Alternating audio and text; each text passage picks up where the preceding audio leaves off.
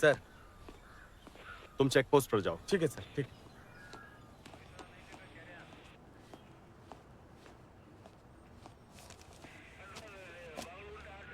क्या हुआ?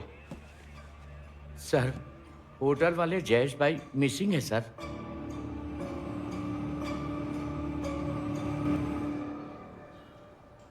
आपने उनके दोस्त, रिश्तेदार सबसे पूछा क्या?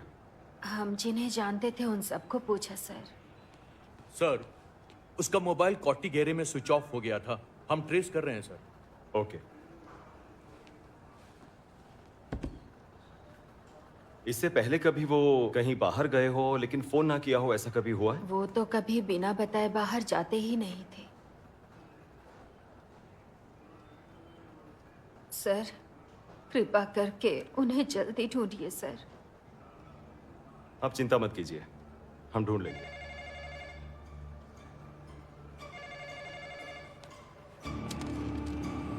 हेलो।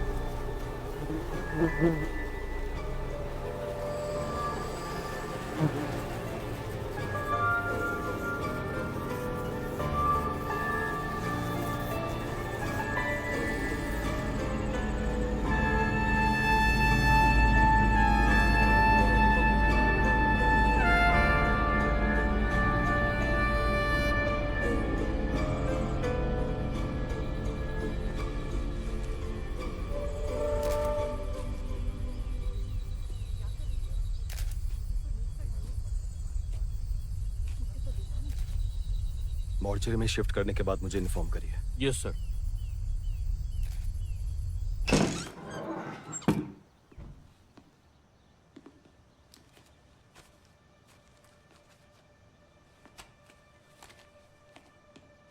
सर, मैंने अपनी सर्विस में बहुत सारे पोस्टमार्टम्स किए हैं sir, but for the first time in my life मेरे काम के बारे में मुझे डर लगने लगा है। The body was severely damaged with injuries to the vital organs. पैर, जांग, हाथ, बाहें, ऐसे टोटल बॉडी में 55 वुंड मार्क्स हम देख सकते हैं। मे बी शरीर से खून आता हुआ देखकर एंजॉय करना, मरने वाले इंसान को तड़पता देखना और खुश होना, यही कातिल का मोटिव लगता है सर। आपने भी नोटिस किया होगा, आमतौर पर रिवेंज वाले मर्डर्स में ऐसा नहीं होता। अगर उसका मकसद सिर्फ खून करना होता तो जान जाने वाली जगह पर छुरा मारकर उसे मार सकता था, लेकिन यहां पर बात अलग है। उसे टॉर्चर करके मारा गया है सर। दिल के हिस्से पर 4 इंच की कील ठोकने से कार्डियक टैम्पोनेट हुआ और इसकी मौत हो गई। एक नॉर्मल इंसान ऐसा कभी नहीं कर सकता। आई थिंक ये जो किलर है वो मेंटली डिस्टर्ब्ड पर्सन है।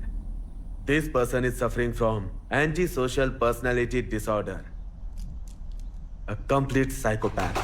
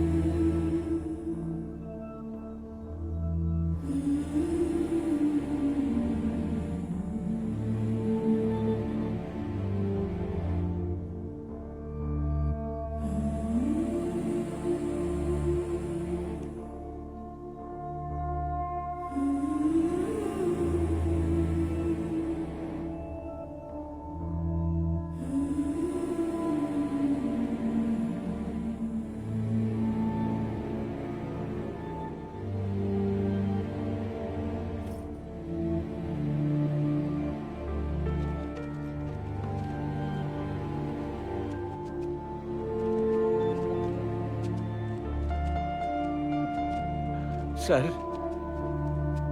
सर, एक और डेड बॉडी मिली है।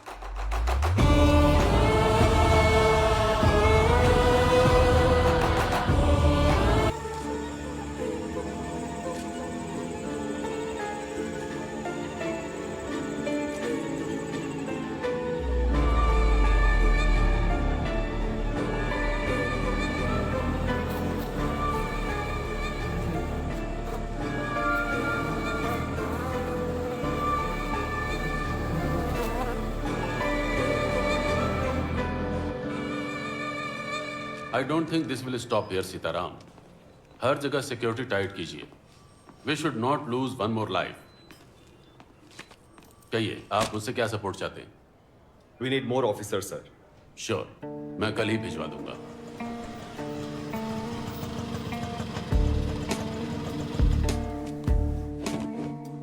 इस केस में हम सिर्फ फिजिकल एविडेंस के सहारे आगे नहीं बढ़ सकते। क्राइम सीन में कभी कभी कुछ एविडेंस हमारी पहुंच से दूर होते हैं, जैसे हत्यारे की सोच, यानी motive of the killer. Victim Ashok से आपका क्या रिश्ता है? वो मेरा फ्रेंड था सर। बेंगलुरु में कैब ड्राइवर था। कुछ 15 दिन पहले अपने घर आया था और 1 हफ्ते पहले शायद वापस बैंगलोर जा रहा हूँ बोला था। किलर हमारे आसपास कोई भी हो सकता है, इसलिए शहर के सारे रास्तों पर नाकाबंदी लगा दीजिए। गांव के सभी घरों पर नजर रखिए, खास करके जो गांव में नए आए हैं उन पर ज्यादा ध्यान दीजिए। साइको किलर्स के लिए खून करना एक एडिक्शन होता है। वो खून करना जारी रखेगा। इस हफ्ते में 2 खून हुए। अगर उसने अपनी सब्र खो दी तो 1 हफ्ता 1 दिन में बदल सकता है। अब से हमें हर वक्त प्रिपेयर रहना चाहिए, क्योंकि उसे पता चल गया होगा कि हम उसे ढूंढ रहे हैं। अब वो बहुत अलर्ट रहेगा।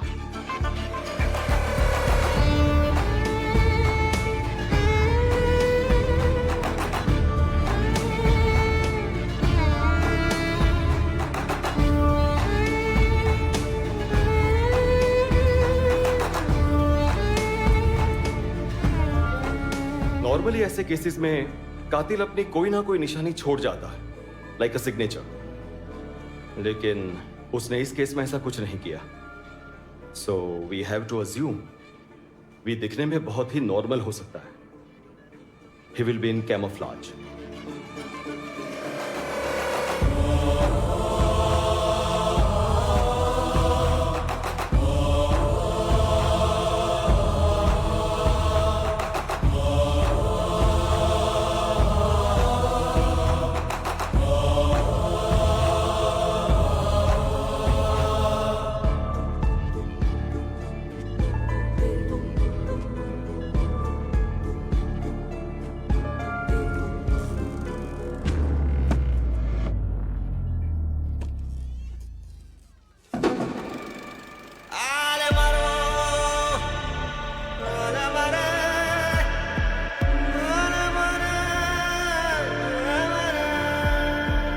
Be careful.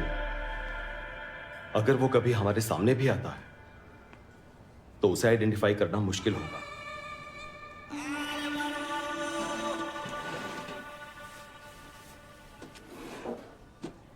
नमस्ते सर।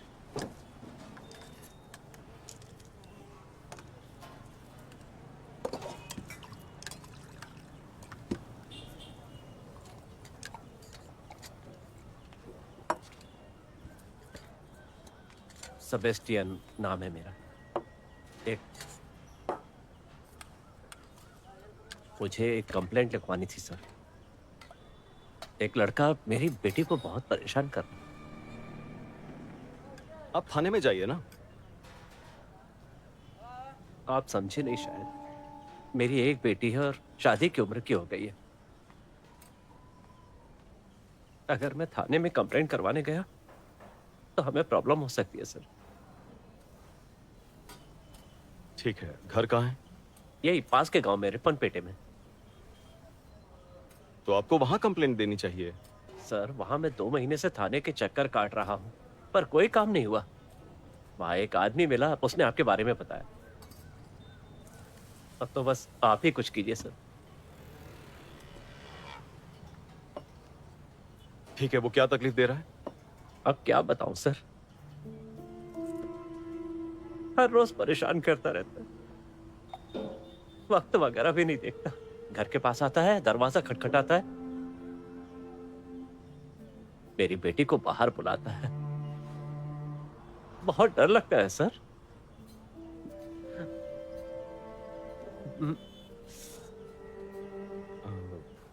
ठीक है, वो आपकी बेटी को कैसे जानता है? उसके साथ पढ़ता है या कोई प्यार व्यार का चक्कर? सर नहीं सर, एक बाप जितना अपनी बेटी से प्यार करता है कोई और नहीं करता होगा। स्वर्ग जैसा घर परिवार, ये सब झूठी बातें हैं सर।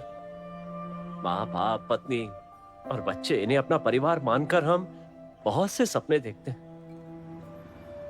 कभी कभी वो सपने ही हमें सताने लगते हैं, बहुत परेशान करते हैं। जब यादों का वजन बढ़ जाता है ना, विश्वास धीरे धीरे कम होने लगता है सर। तब हमारे साथ कौन है, कौन नहीं है, कौन सच्चा है, कौन झूठा है, कुछ भी समझ में नहीं आता सर।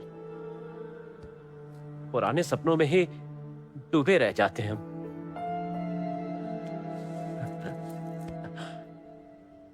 इंसान सपने तो बहुत देखता है, पर पूरा कोई नहीं होता सर। ठीक है, उस लड़के का कोई फोटो या एड्रेस हो तो दे दीजिए, देख लेता हूं। ठीक है सर, चलता हूं।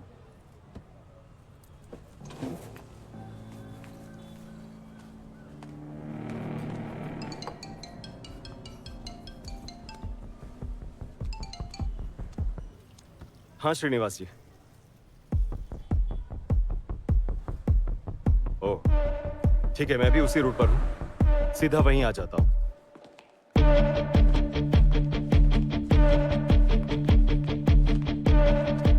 सर नमस्ते। आप जयेश भाई को कब से जानते हैं? जयेश भाई को मैं काफी सालों से जानता हूँ। आखिरी बार जब आप उनसे मिले तो वो किसी मुसीबत में हो, ऐसा आपको लगा? मुसीबत में है ऐसा तो नहीं लगा। वो जयेश भाई की बेटी मेरी पत्नी के पास संगीत सीखने आती है। एक दिन वो उसे छोड़ने के लिए आए तो 50,000 रुपये मांग रहे थे। मैंने पूछा क्यों चाहिए, तो उन्होंने कहा टिपर लड़के होटल के पास लफड़ा कर रहे हैं, उन्हें देना है, ऐसा कहा था। मैंने कहा शाम को बार बंद होने के टाइम आइए और ले जाइए। वो आए और ले गए। वो टिपर लड़के सही नहीं है सर, कुछ ना कुछ लफड़ा करते रहते हैं। मेरे बार के पास भी आकर लफड़ा करते हैं सर। कहाँ मिलेंगे वो? आगरा गेट के पास, शायद रीना नाम है सर उस टिपर का। ठीक है, मुझे सीसीटीवी फुटेज दिखाइए। हाँ यहीं पर है सर, आइए।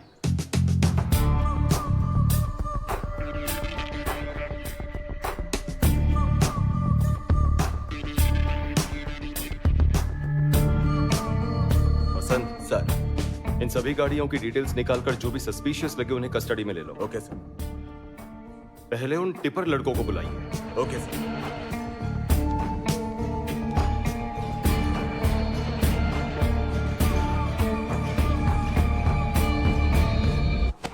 कोई बात नहीं, कोई बात सॉरी।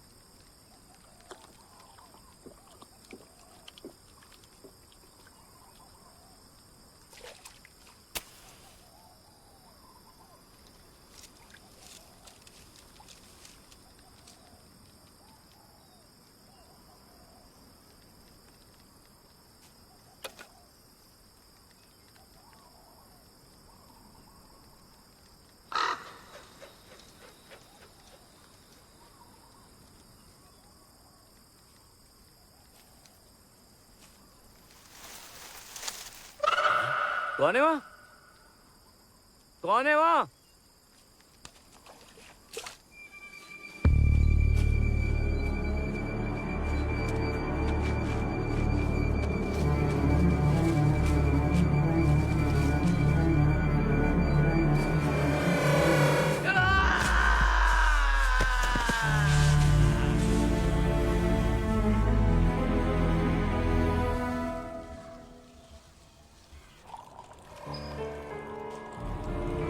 सर हमने कोई लफड़ा नहीं किया सर, हमारे पैसे नहीं दिए, ऊपर से किसी और से माल उतरवाया सर। सच में? हाँ सर सच कह रहे हैं सर, हमने कुछ भी नहीं किया है। सर 1-2 हजार नहीं, उनसे हमें 12,000 आप बैठिए, मिलना आपको है। बुलाते हैं। इसलिए उनका खून कर दिया? सर 12,000 रुपए के लिए कोई किसी का खून करता है क्या सर? आप कुछ भी बोल रहे हो, हमें तो बस माल डालना था और कुछ नहीं।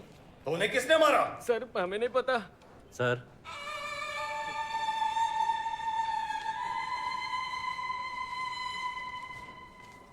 उस लड़के की फोटो और डिटेल्स है।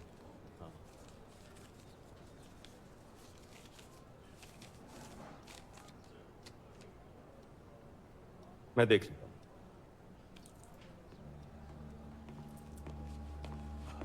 सर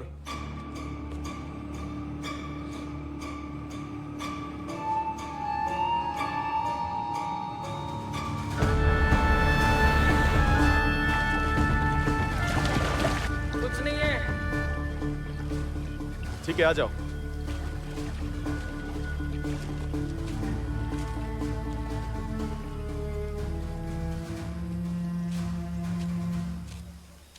साहब साहब साहब, मेरा बेटा साहब, वो मेरा बेटा है साहब। देखो, आप रो मत, हम उसे ढूंढ रहे हैं। आप मेरे साथ आओ। सर ये केस भी जयेश और अशोक की केस की तरह तो नहीं बन जाएगा।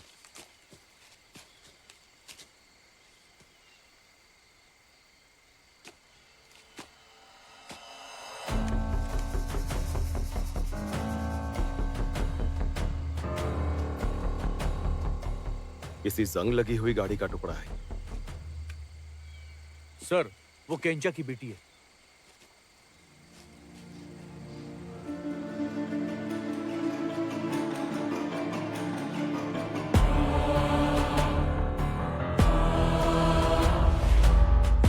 A complete psychopath. I think हमारा ये किलर एक मेंटली डिस्टर्ब पर्सन है।